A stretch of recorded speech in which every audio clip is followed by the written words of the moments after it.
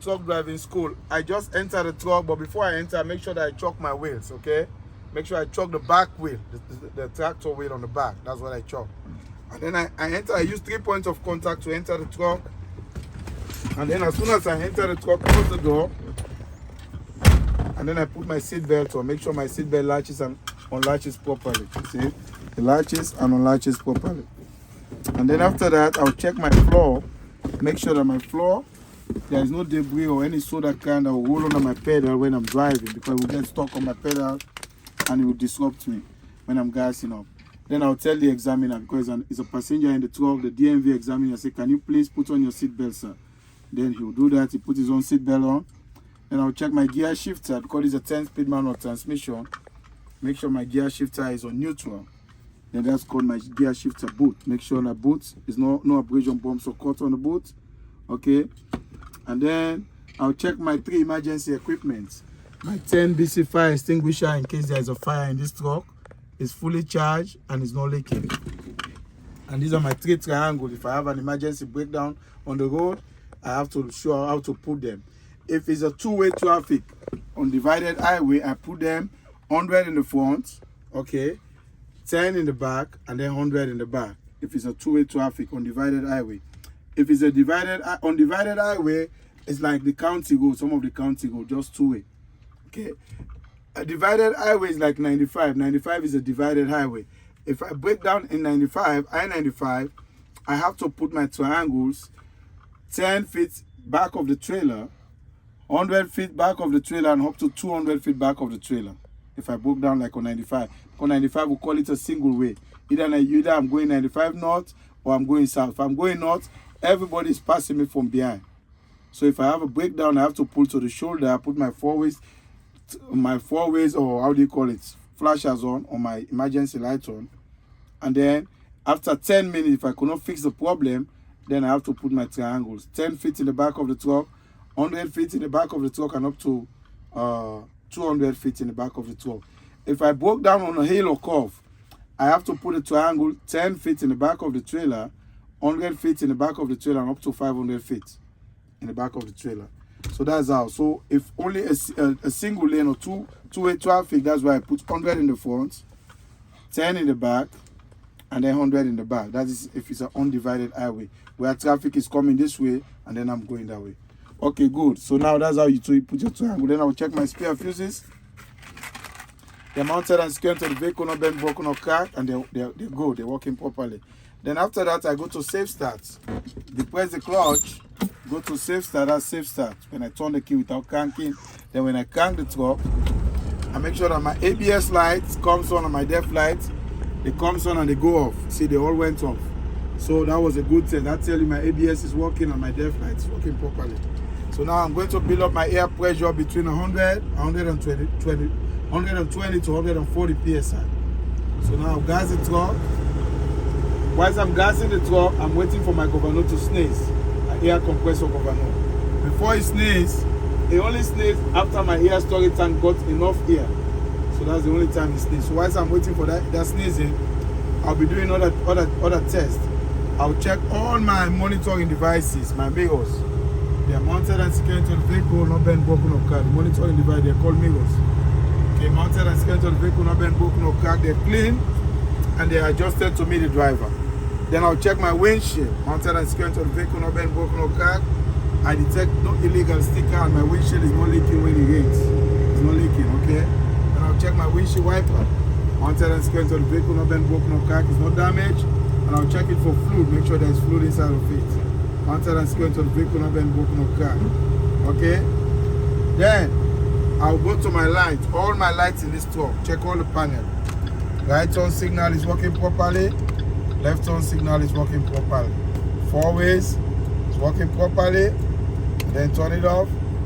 And then I'll check my heat and my defrost here. My heat and my defrost. I'll fill it for heat and cold. Make sure I touch up like this. Fill it for heat and cold. Working properly, then I turn it off again. Then I'll check my highway on. Working properly. My CD on. Working properly. Okay? And then I think I just wait for the governor to sneeze. But it look like he already sneezed right as I'm talking. So if you don't listen to the sneeze, just go like this. If you don't get the sneeze, then you gas it again. See, it went down to 90, so now I'm gassing it. I'll listen for the sneeze.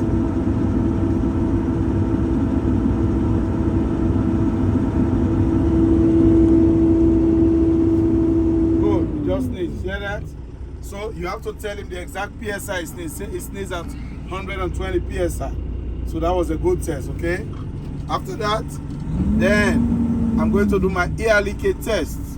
So my air leakage test, I depress the clutch down, put the torque on first gear, it's on neutral right now. Put it on first gear, turn the key off, turn it back to the on position or safe start position. Then I press the two valves in, wait for the air to stabilize. Make sure my wheels are choke in the back. See, now the air just stabilized. Then I step on the brake for 1 minute. I should lose no more than 4 PSI. This is where people fail. To do everything I just did, that's where people fail.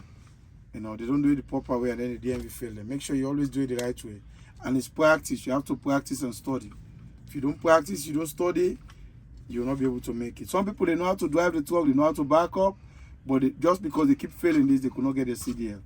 So it's practice and study that makes you pass this. Okay, I time myself 1 minute, put my stopwatch on, make sure you download stopwatch and then you show the DMV. See, I'll time myself for 1 minute, I lose no more than 4 PSI. Put the stopwatch on.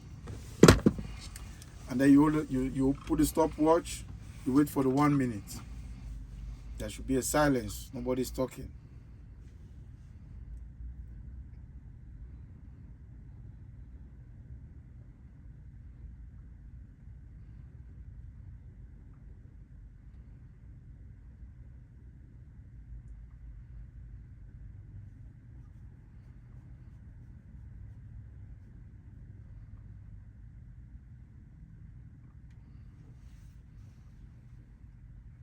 Okay, now let's assume that it's 1 minute. Okay, now come, put it, see, now it's around 90 PSI or around 85 PSI. So that was a good test, okay? So 1 minute, I step on my brake, I lose no more than 4 PSI. So now I'm going to do my fan braking test, So I'll fan my brake at 60 PSI or between 55 and 60, my low air pressure of warning alarm will come on. Good. It came on between 55 and 60 PSI. You see, so that was a good test. So after I came on, okay, so now I'll continue to fan the brake. Between 40 to 20, these two valves should pop out. Call out pop out test. Pop out test.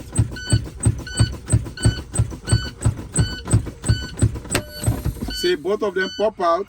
Then you have to tell the DMV around 20 PSI. So they pop out around 20 PSI. So that was a good test. So now, at this point, you start the truck again. Make sure you put it back on neutral. The brakes are holding, the wheels are chopped. Then you gas the truck. Say, I'm building up my air pressure. You build up the air pressure twice. The first one was for the air leakage test. We just did it. So the second building up is for your torque test and your 5 miles per hour test.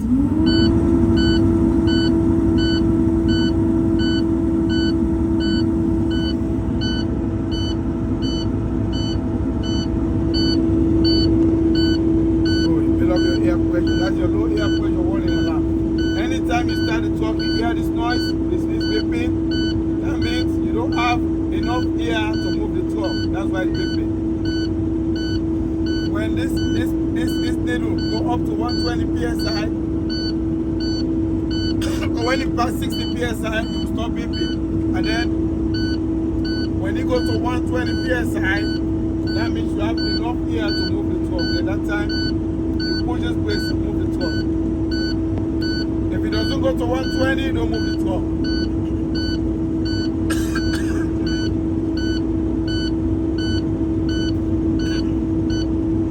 So you see, after 60 PSI, stop beeping. That means you have got almost half of the air storage tank full. Because the air storage tank take like 120 PSI. So around 60 PSI, the warning buzzer go off because you've got half air.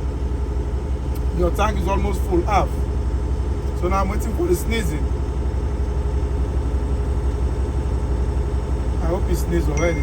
Sometimes it sneezes, you don't even hear. I think it sneezed already, okay? Because it's just stabilized, so that is sneeze.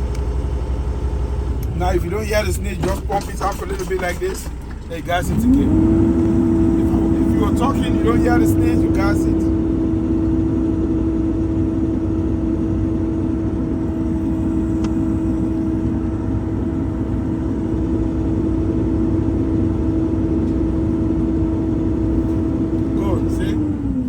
So it sneezed at 120 psi.